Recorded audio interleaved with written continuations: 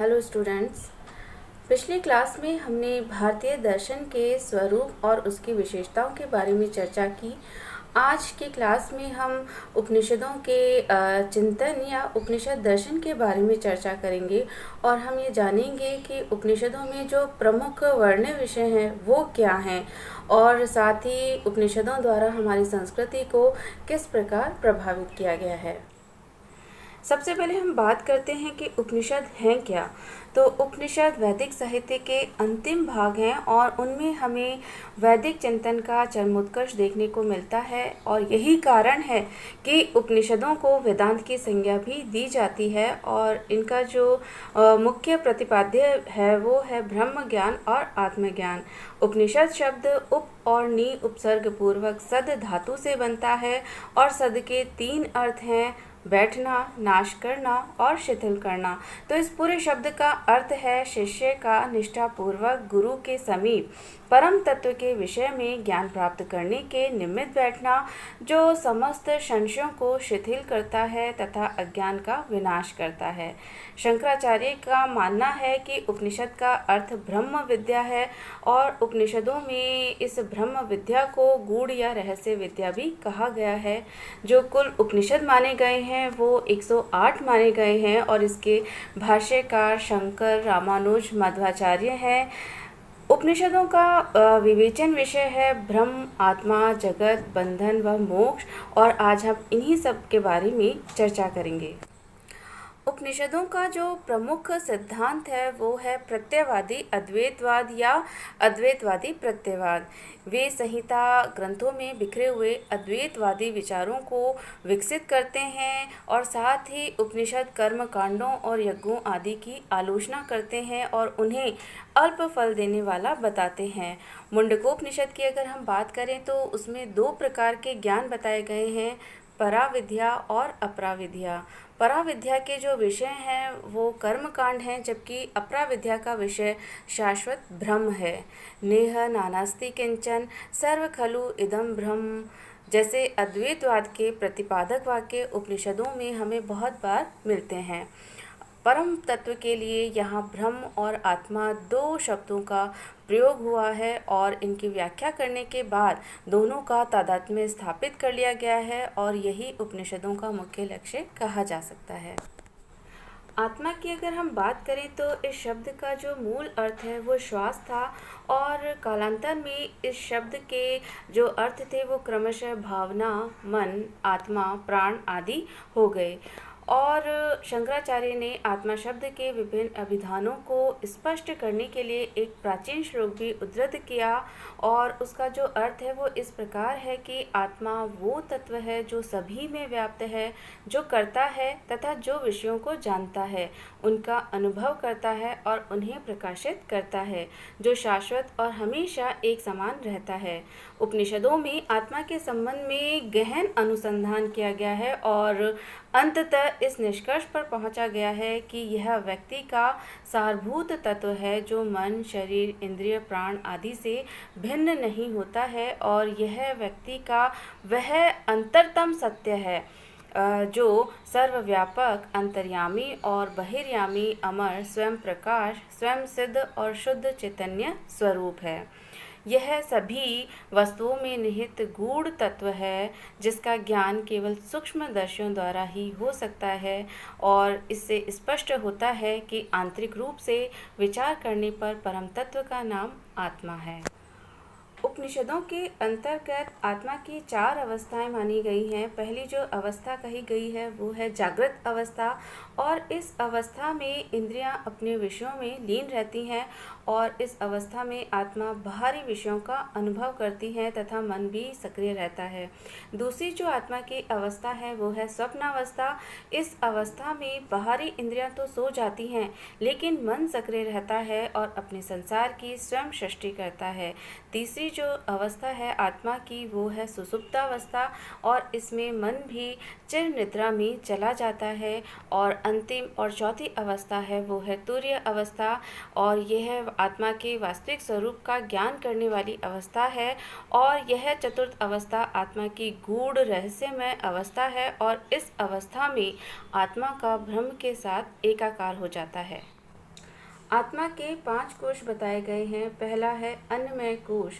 स्थूल शरीर आत्मा का अन्नमय कोश कहा जाता है। दूसरा है प्राणमय कोश, श्वास प्रश्वास जो कि शरीर में गति उत्पन्न करते हैं। तीसरा है मनोमय कोश, इसमें संकल्प विकल्प करने वाली आत्मा है। और चौथा है विज्ञानमय कोश, यह विवेक या बोध करने वाला कोश है। और पांचवा है आनंदमय कोश, यह दुखों से मुक्ति दिलाने वाला और आनंद उत्पन्न करने वाला कोश है और यह आत्मा का पर रूप है। और साथ ही जो अन्य 4 कोश हैं वो आत्मा के अपर रूप हैं।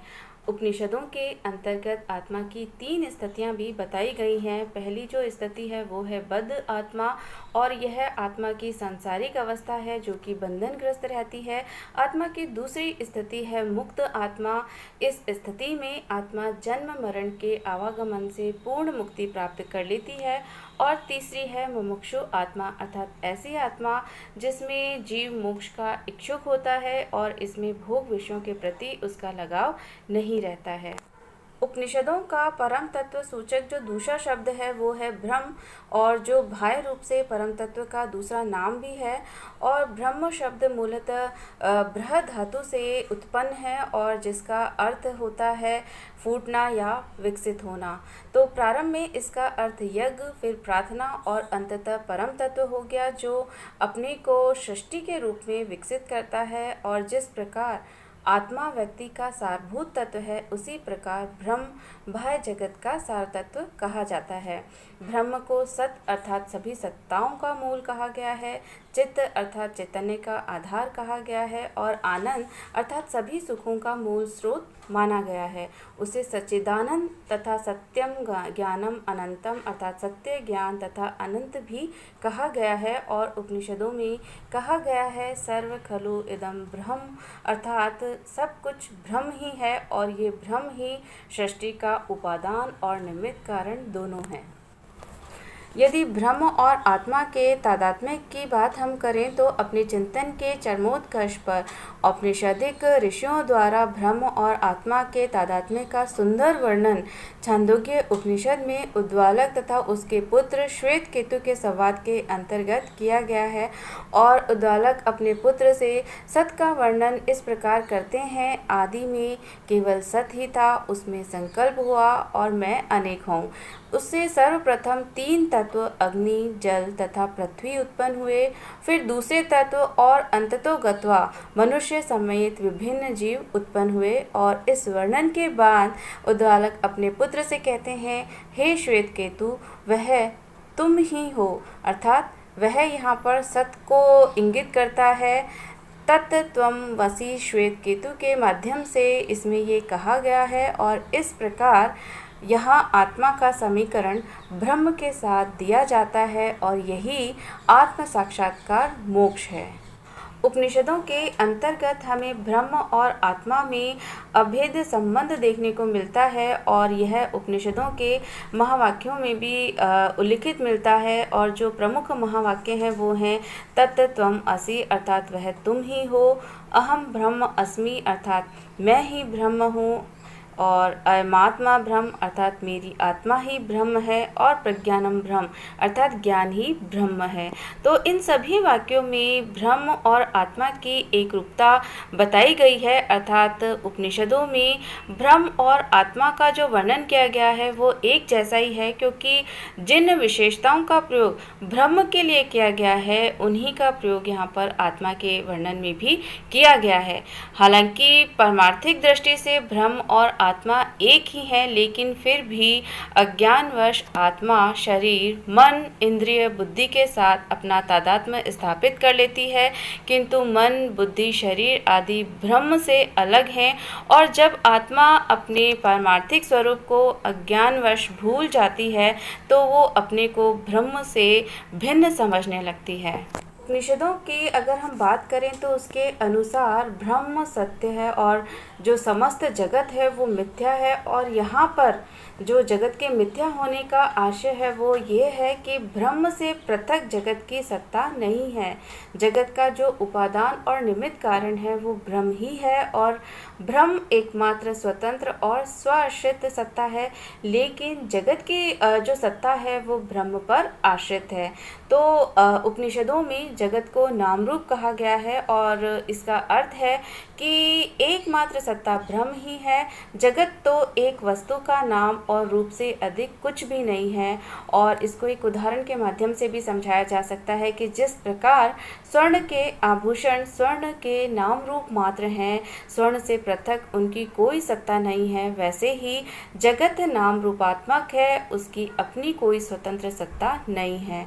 माया के जो बीज हैं वो भी हमें उपनिषदों में ही मिलते हैं, और इसे कहीं कहीं अविद्या भी कहा गया है। श्वेताश्वर में ईश्वर को माइन कहा गया है, जो अपनी शक्ति से इस संसार की रचना करता है। उपनिषदों के अनुसार सृष्टि में कोई नानात्व या विभिन्नता नहीं है, और जो नानात्व हमें नजर आता है वो माया अविद्या का प्रपंच है। नानात्व देखने वाले बारंबार जन्म मरण के चक्कर में घूमते रहते हैं, अर्थात बार बार जन्म लेते हैं और बार बार मृत्यु को प्राप्त करते हैं, और ये जो संसार है वो बंधन स्वरूप है।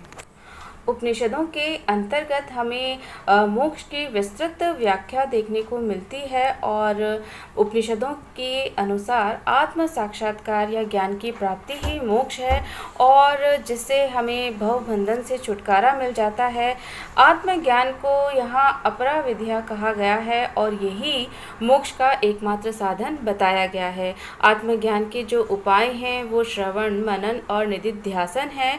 सम्यक ज्ञान की जो प्रथम अवस्था है वो वैराग्य है, जिसके उत्पन्न हुए बिना इसकी प्राप्ति संभव नहीं हो सकती, और स्वयं को शांत, संयमित और नियंत्रित कर लेने के पश्चात व्यक्ति को आत्मनिरीक्षण करना चाहिए, और उसके पश्चात उसे किसी योग्य गुरु के समीप जाकर उपनिषदों का अध्ययन करना चाहिए, यानी श्रवण करना चाहिए, और गुरु द्वारा ही उसे आत्मज्ञान प्राप्त हो सकता है। श्रवण के उपरांत आत्मा और ब्रह्म के अभेद्य ज्ञान पर चिंतन करना चाहिए, और तर्क पूर्वक चिंतन करने को मनन कहा गया है। आत्मा और ब्रह्म के अभेद्य ज्ञान का निरंतर ध्यान करना, अभ्यास करना ही उपनिषदों में निधिध्यासन कहा गया है, और यह आत्मज्ञान के लिए आवश्यक है। बारंबार उसका मन और ध्यान करते हुए व्यक्ति अंततोगत्वा अपनी आत्मा का साक्षात करके अहम ब्रह्मास्मि अर्थात मैं ही ब्रह्म हूँ की अनुभूति कर लेता है, और यही उपनिषदों का मोक्ष है।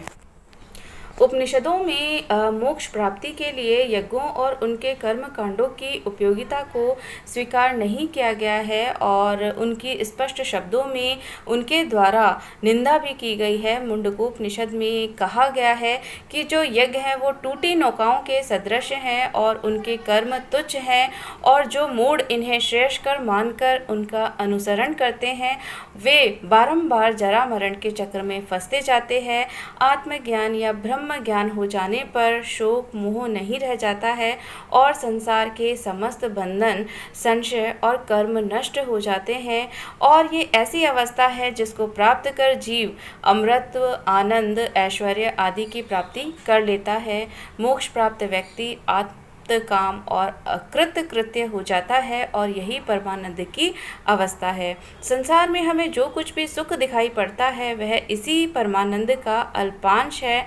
बृहदारण्यक उपनिषद में कहा गया है कि आत्मज्ञान होने पर सब कुछ ज्ञात हो जाता है और कुछ भी ज्ञेय नहीं रह जाता है, अर्थात कुछ भी जानने योग्य नहीं रहता है, और मोक्ष कोई नवीन प्राप्ति नहीं है, बल्कि यह अपने वास्तविक स्वरूप में बने रहना ही है, और शरीर रहते हुए भी हम मोक्ष की प्राप्त कर सकते हैं, और इससे आत्मज्ञान को जीवन मुक्ति कहते हैं। और जब प्रारब्ध कर्मों का फल भोग लेने के पश्चात शरीर नष्ट होता है तो इस अवस्था को विदेह मुक्ति कहा जाता है। भारतीय दर्शन और संस्कृति के अंतर्गत यदि उपनिषदों के महत्व की हम बात करें तो मानव चिंतन के इतिहास में उपनिषद दर्शन का बहुत ही महत्वपूर्ण स्थान कहा जा सकता है। और भारतीय संस्कृति के अंतर्गत भौतिक सुखों की अपेक्षा आध्यात्मिक सुखों की श्रेष्ठता का जो प्रतिपादन हमें देखने को मिलता है वो उपनिषदों के द्वारा ही किया गया है। और उपनिषदों में व्यक्त दार्शनिक विचारों की व्याख्या और उनका विकास कालांतर में विभिन्न दार्शनिक संप्रदायों द्वारा भी किया गया। वादरायण का ब्रह्म सूत्र और गीता उपनिषद दर्शन का ही कालांतर में विकास करते हैं। वेदांत के विविध संप्रदाय भी इसी की व्याख्या करते हैं। जैनों का कर्म सिद्धांत, बौद्धों का क्षणिकवाद, अद्वैत, अज्ञान, कर्म आदि सिद्धांत, सांख्य की प्रकृति, पुरुष तथा गुणों का सिद्धांत, योग का ध्यान और धारणा सिद्धांत और मीमांसा का कर्म सिद्धांत आदि सभी उपनिषदों से ही ग्रहण किए गए हैं। तो निष्कर्षतः हम उपनिषदों को भारतीय दर्शन का मूल कह सकते हैं।